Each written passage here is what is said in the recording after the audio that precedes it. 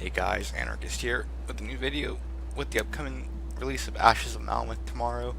Figured I'd do a video explaining on what these item skill modifiers do because that's a major new thing with the expansion. And to sum them up really quickly, most of the time they just add on entirely new stats to the skills they modify, such as the Obsidian War Cleaver. It's additional weapon damage to Force Wave. Adds in 33% weapon damage to the base of the skill.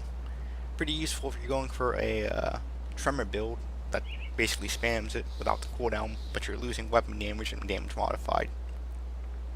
The Flesh Warp Carbine has 12% crit damage to Reckless Power, which basically, if you're doing a Fire Strike Sorceress, that it specializes in Aether and Fire damage, this would basically give you a huge boost of crit damage. The Bloodsworn Sigil converts the Vitality damage on Doombolt over to Fire damage. But as you can see here, when you start dipping into conversion twice over, it splits it. It doesn't seem to convert it entirely if you're using one source such as this, and then another source such as Bloodright, which converts Elemental to Chaos, which, if the order was correct in my thoughts, it should have been Fire conversion for Vitality to Fire first, and then Fire to Chaos through this, but it seems to split it up a bit. Otherwise, you have decreased cooldowns and damage conversion types, like with Granado, on the Kaiman's Chosen badge. And then the Death Watcher pendants give an extended duration to Call of the Grave, which is a Necromancer buff for pets. You'll be seeing that tomorrow a lot. Other times you get increased summon limits for skills such as Storm Totem, which lets you, this Grovel Sky effigy lets you summon an extra Storm Totem. Doubles your damage output basically. Other times it's just simply increased damage, such as 20% weapon damage to Fire Strike. With this being a one-handed weapon, these stack.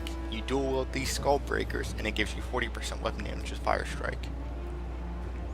Otherwise, most of the time it's always decreased skill cost and crit damage to basic direct damage skills, or increased or additional damage resistant debuffs to skills that debuff, such as Ill Omen, Bloody Pox, things like that. Otherwise, it's usually also decreased cooldown and extended range in the case of Force Wave on the Mutant Bludgeons. And then things like Stunjacks, getting additional projectiles through the item skill modifier. And Flames of Ignifer is basically like this.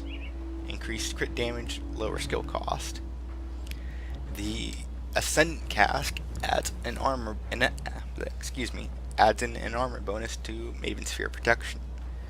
Starts out at 8%, and then the higher level versions go up to 12%. Many times these just end up being really good in slot, especially for starting in early. Like say if you rolled this, it's level 12. It makes it a really good early on item. Makes Monster Ingredients really good early on items if you're using specific skills for them, as these have very low level requirements if you either get them through the Crucible or just a very early run through the game.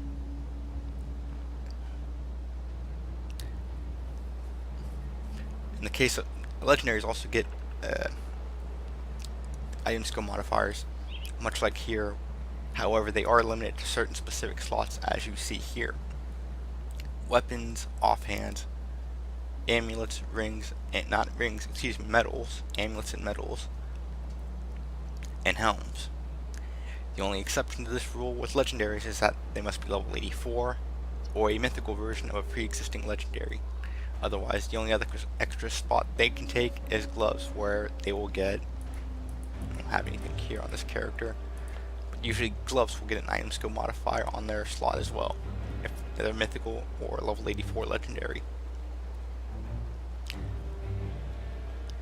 Although conversion seems to work 50-50 in the case of double conversion, or as I said, Vitality to Fire, and then Fire to Chaos. It seems to split them down the middle, and when you get talked about like add flat damages, I am not entirely sure how the conversion works. It seems to treat it much the same way as double conversion works.